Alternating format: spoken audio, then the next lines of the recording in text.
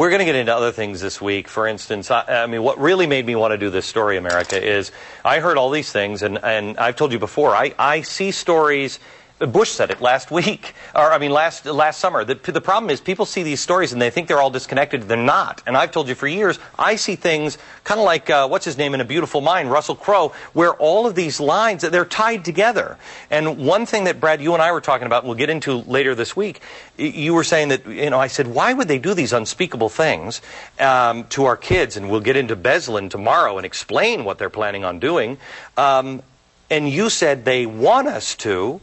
They want to force our hand. They want to create something so horrible that we will lose control in our reaction. We will be lynching Muslim people in the streets and burning mosques. They want to reduce us to animals like them so that they can get the Islamic world behind them and finally get the holy war that they want kicked off and ignited. There was a story that broke. We were talking a minute ago about the shark bumping into you to see if you're a threat. Don, you're in Houston. There were 17 school buses that are missing now in Houston.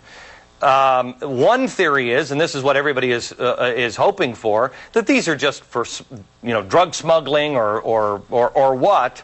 But tell me, give me the update on the school buses in Houston.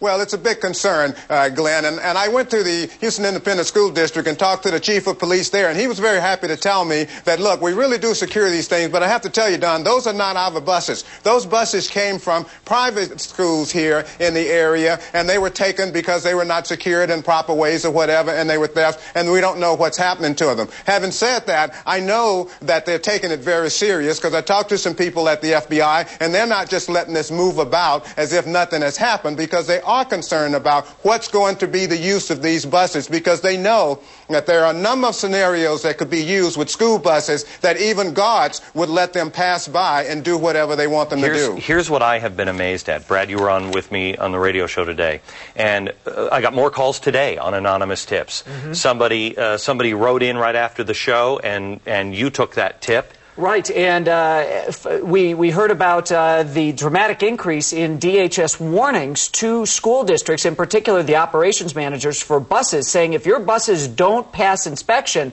be on the lookout for Middle Eastern men. There are foreign nationals who are trying to buy up school buses. And then you add that to the thousands of school bus radios that have been stolen in the Pacific Northwest, and you have to start saying, what do all these things have in common? Gang, this is not something that is going to happen in one town. It's not just going to happen in New York City. This is a big, big deal, and we're going to explain it all this week. Brad, Don, Colonel Raffini, thank you very much. And I, as a personal note, this series has put me in the hardest ethical position I think I've been in 30 years of broadcasting. In the end, I came down that the information that we have is power. There are things that you need to know that you are not being told. We're not the New York Times. We're trying to save lives, not expose anything that our government doesn't want exposed. On tomorrow's show, we're going to get a little more specific on what an attack would look like, how it would unfold by looking at what really happened at the Beslan School massacre in 2004. Trust me on this, you have never heard the real truth.